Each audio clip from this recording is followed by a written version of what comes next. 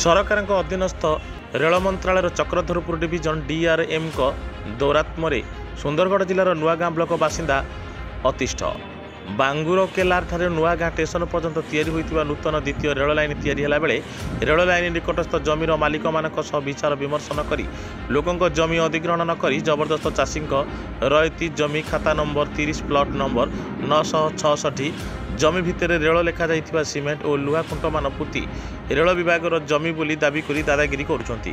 ସ୍ଥାନୀୟ ବାସିନ୍ଦା ବୀରମିତ୍ରପୁର ତହସିଲଦାରଙ୍କୁ ଜଣାଇ ଜମି ମାପଚୁପ କଲେ ମଧ୍ୟ ରେଳ ବିଭାଗର କୌଣସି ବଦମାସ ଅଫିସରମାନେ ନ ମାନି ଅଯଥାରେ ପୁଲିସ ଦ୍ୱାରା ହଇରାଣ କରୁଥିବା ଦେଖିବାକୁ ମିଳିଛି। ଏ ସମ୍ବନ୍ଧରେ ବିଜେପି ଦଳର ସ୍ଥାନୀୟ ବିଧାୟକ ଶଙ୍କର ଓରାମଙ୍କୁ ଜଣାଇଥିଲେ ମଧ୍ୟ ରେଳ ବିଭାଗର କୁଚକ୍ରୀ ଅଫିସରମାନେ ବିଧାୟକଙ୍କ କଥାକୁ ମାନୁନାହାନ୍ତି ବୋଲି ଗ୍ରାମବାସୀ କହିଛନ୍ତି ଓ କିଛି ସାମ୍ବାଦିକଙ୍କୁ ଏ ଅବ୍ୟବସ୍ଥା ବିଷୟ ଜଣାଇ ଅସୁବିଧା ହୋଇଥିବା ଜମିକୁ ଦେଖାଇଥିଲେ। ସେଠାରେ ରେଳ ଲାଇନ୍ ପାଖ ଜମିରେ କିଛି ନୂଆ ଯୋଜନା ପାଇଁ ଜମି ମାଲିକ ବଡ଼ ବଡ଼ ଗାତ ଖୋଳାଇଥିବା ଦେଖାଯାଇଥିଲା, ଯାହାଫଳରେ ବର୍ଷା ଦିନରେ ନିଶ୍ଚୟ ମାଟି ଧସି ରେଳ ଲାଇନ୍ ବିଚ୍ୟୁତ ହୋଇପାରେ ଓ ବଡ଼ ଧରଣର ଦୁର୍ଘଟଣାକୁ ଏଡ଼ାଇ ଦିଆଯାଇପାରେ। ଆଶ୍ଚର୍ଯ୍ୟର ବିଷୟ, କଲିକତାରୁ ରେଳ ବିଭାଗର ନିରାପତ୍ତା ବିଭାଗ ଅଫିସର ଗଣ ନୂତନ ରେଳ ଲାଇନ୍ ଯାଞ୍ଚ ସମୟରେ ବଡ଼ ବଡ଼ ଗାତ ଖୋଳାଯାଇଥିବା ଦେଖି ମଧ୍ୟ ନ ଦେଖିଲା ଭଳି ଚାଲି ଯାଇଥିଲେ। ବେଳ ଥାଉଁ ଥାଉଁ ଏହାର ଉଚିତ ସମାଧାନ ନ କଲେ ନିଶ୍ଚୟ ବଡ଼ ଦୁର୍ଘଟଣା ହେବ, ଯାହା ପାଇଁ ରେଳ କର୍ତ୍ତୃପକ୍ଷ ଦାୟୀ ରହିବେ ବୋଲି ଗ୍ରାମବାସୀ ଜଣାଇଛନ୍ତି। ମୁଁ ନୂଆଗାଁ ଗ୍ରାମ ପଞ୍ଚାୟତ ସରପଞ୍ଚ, ମୋର ନାମ ହେଲା ମାମିକ ମାଇକେଲ। ସାର୍ ବିଷୟରେ କହିବି ସାର୍, ଏଇ ଆମର ଯେଉଁ ଦ୍ୱିତୀୟ ଲାଇନ୍ ଏଇ ଆମର ବଣ୍ଡମୁଣ୍ଡା ଟୁ ହାଟିଆ ସେକ୍ସନରେ ଯେଉଁ ଚକ୍ରଧରପୁର ଡିଭିଜନରେ ଦ୍ୱିତୀୟ ରେଳ ଲାଇନ୍ ନିର୍ମାଣ ଯେଉଁ ଚାଲିଛି, ସେଇଠି ଗୁଡ଼ାଏ ଦୁର୍ନୀତି ହେଇଛି। ସେଇଥିପାଇଁ ମୁଁ ବାରମ୍ବାର, ଏଇଟା 2-3 ବର୍ଷ ହେଲା, ଏହା ପଛରେ ଆମେ ସବୁ ଅଧିକାରୀକୁ ଲେଖିକି ଜଣାଇଛି।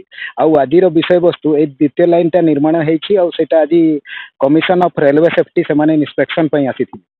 ସେଥିପାଇଁ ଆଜି ତାଙ୍କୁ ପୂର୍ବ ସୂଚନା ଦିଆଯାଇଛି। ଆପଣ ଏବେ ଯେଉଁଠି ଆମେ ଛିଡ଼ା ହେଇଛୁ, ଆପଣ ଦେଖିବେ ଏଠି ରେଲୱେର ଜମି ନାହିଁ, ଏଇଟା ଡିମାର୍କେସନ ହେଇକି ମଧ୍ୟ ପ୍ରମାଣିତ ହେଇଛି। ସେଇଥିପାଇଁ ଆଜି ଆପଣ ନାଲି ପତାକା ଯେଉଁ ଦେଖୁଛନ୍ତି, ସେଟା ରେଳବାଇକୁ ପୂର୍ବ ସୂଚନା ଦିଆଯିବା ପାଇଁ ଏଟା ଲଗା ହେଇଛି କି ଏଠି ରେଳବାଇର ଜମି ନାହିଁ ଆଉ ସେମାନେ କାଲି ଯଦି ଏଠି କୂଅ ଖୋଲା ହୁଏ କି ପୋଖରୀ କରା ହୁଏ, ସେ ରେଳ ଧସିଯିବ ଆଉ ସେ ଦୁର୍ଘଟଣା ବଡ଼ ଧରଣର ହେବ। ଏଇଟା ଯେମିତି ଆପଣ ଦେଖୁଥିବେ ବାଲେଶ୍ୱରରେ ହେଇଥିଲା ଯେଉଁ ବାହାନାଗାଟା, ସେମିତି ଏଠି ଦୁର୍ଘଟଣା ହେଇପାରେ ବୋଲିକିରି ନାଲି ପତାକାଟା ତାଙ୍କୁ ସୂଚନା ପାଇଁ ଦିଆହେଇଛି। ସାର୍, କାଲି ଆପଣଙ୍କୁ ଏଇ ଯୋଉ ଖୋଳା ହେଇକି ପୋଖରୀ ହେବ ବୋଲି ସୂଚନା ମିଳିଥିଲା, ଏଇଟା କ'ଣ ସତ? ହଁ, ଏଇଟା ସତ। ଆଜି ଯେଉଁ କମିଶନ ଆସିଲେ ସେମାନେ ଆକ୍ଚୁଆଲି ଜଣେଇ ନଥିଲେ ଆସୁଛନ୍ତି, କିନ୍ତୁ ମୁଁ ବିଶ୍ୱାସ ସୂତ୍ରରୁ ଖବର ପାଇଛି।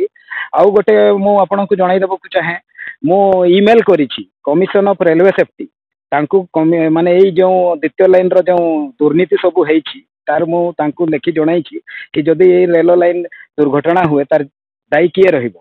ଆଉ ସାର୍ ଦେଖନ୍ତୁ, ଏଠି ଜମି ଅଧିଗ୍ରହଣ ହେଇନାହିଁ, ବହୁତ ଜାଗାରେ ମାନେ ଖୁଣ୍ଟ ପୋତିଛନ୍ତି, କେବଲ ତାର ମଧ୍ୟ ପୋତିଛନ୍ତି।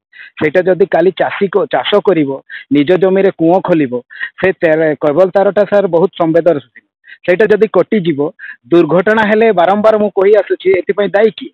ମୁଁ ତ ଭାରତ ବର୍ଷରେ କେବେ ଦେଖିନଥିଲି। ଆପଣ ଏଠି ଦେଖୁଥିବେ ପ୍ଲେଟ୍ ଲଗେଇଛନ୍ତି, ସେ ରେଳବାଇ କର୍ତ୍ତୃପକ୍ଷ ପ୍ଲେଟ୍ ଲଗେଇଛନ୍ତି, ତାଙ୍କର ସେତିକି ମାତ୍ର ଜମି ରେଳ ଟ୍ରାକ୍ରୁ ଆଉ ତାଙ୍କର ସାଇଡ୍ରେ ଫର୍ମେସନ୍ ପାଇଁ ମଧ୍ୟ ଜମି ନାହିଁ। ତାଙ୍କର ସେ ପ୍ଲେଟ୍ରେ ସେମାନେ କ'ଣ ମାଟି ଗୋଡ଼ି ବାଲି ତାଙ୍କ ରେଳ ଟ୍ରାକ୍କୁ ଅଟକେଇ ପାରିବେ? ଏଇଟା ବହୁତ ଦୁର୍ଭାଗ୍ୟର ବିଷୟ କି ଏତେ ବଡ଼ ରେଳବାଇ ସଂସ୍ଥା ଏମିତି ଅଣଦେଖା କରିକିରି ଯେଉଁ ରେଳ ଚଳାଚଳ ପାଇଁ ଯଦି ନିର୍ଣ୍ଣୟ ନେଉଛି, ହେଲେ ଭାରତ ବର୍ଷରେ ଏହାଠୁ ବଡ଼ ଦୁର୍ଭାଗ୍ୟର କଥା ଆଉ କୌଣସି ହୋଇନପାରେ। କରାଗଲା, ତାକୁ କିଏ ଆସିଲେ ମାପିବା?